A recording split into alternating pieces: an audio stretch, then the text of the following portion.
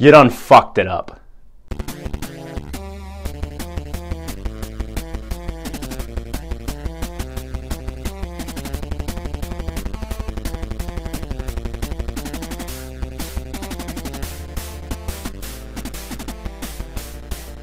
As you guys know, I am a very, very big fan of The Witcher 3 Wild Hunt, and I'm a very big fan of CD Projekt Red, but their new game, Cyberpunk 2077, doesn't quite hold up to the standard that I wanted from my favorite game franchise and my favorite game studio.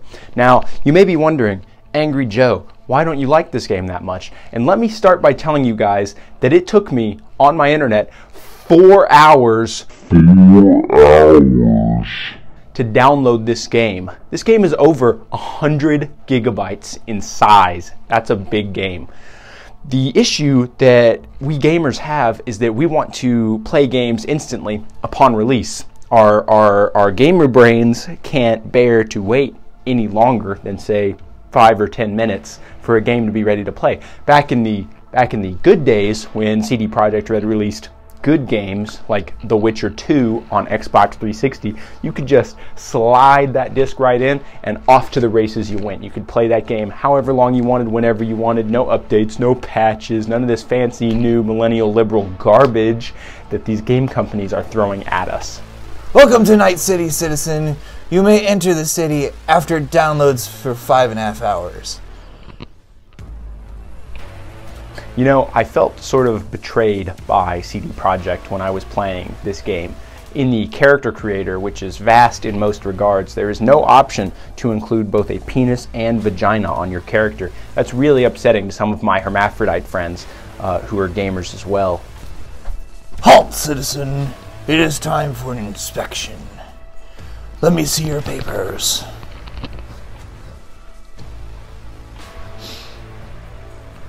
What's this? It says you have a penis and a vagina. We're gonna have to do a genital inspection. No!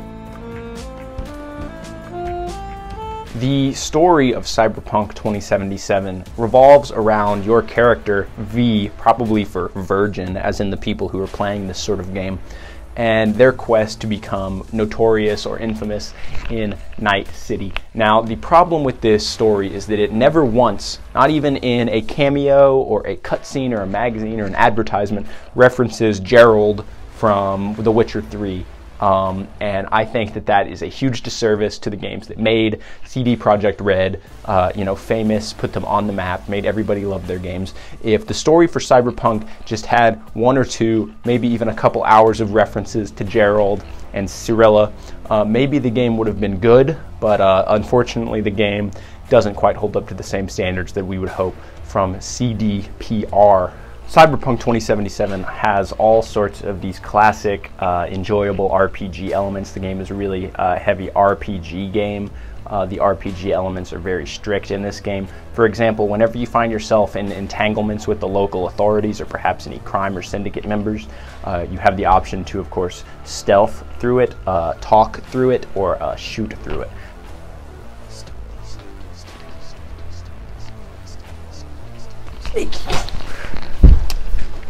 That's Cyberpunk Stealth. The gameplay. Let me tell you about the gameplay in this game. So in The Witcher 3, it had the smoothest, most tactile sort of third-person slasher combat of any game ever made. Everybody already knows that. The spells were perfect, the potions were perfect, the animations were flawless. This game, it's a first-person shooter, and I know what you're thinking. Angry Joe, how can we play a CD Projekt Red game in first person? They're third-person slasher people. They make third-person swingy swords games in fields, not shooty in hallways games. And I know exactly what you're saying, guys. I don't know why they couldn't have made this game more like a Gears of War or like a Last of Us, where it's a third-person shooter. I feel like that would have worked way better for a CD Projekt Red sort of game design. Maybe they could have even brought in Neil Druckmann from Naughty Dog to help design the third-person combat, but alas, they did not. The driving in this game reminds me very much of the horse play in The Witcher 3. If you remember the horse in The Witcher 3, it was really fun to ride the horse in The Witcher 3. And this driving is very similar to that in that it's very horsey. The way your car drives is very horsey. It is a single-player city only. No friends allowed. You know, I can't believe that CD Projekt Red really released a $60 game in a year like this.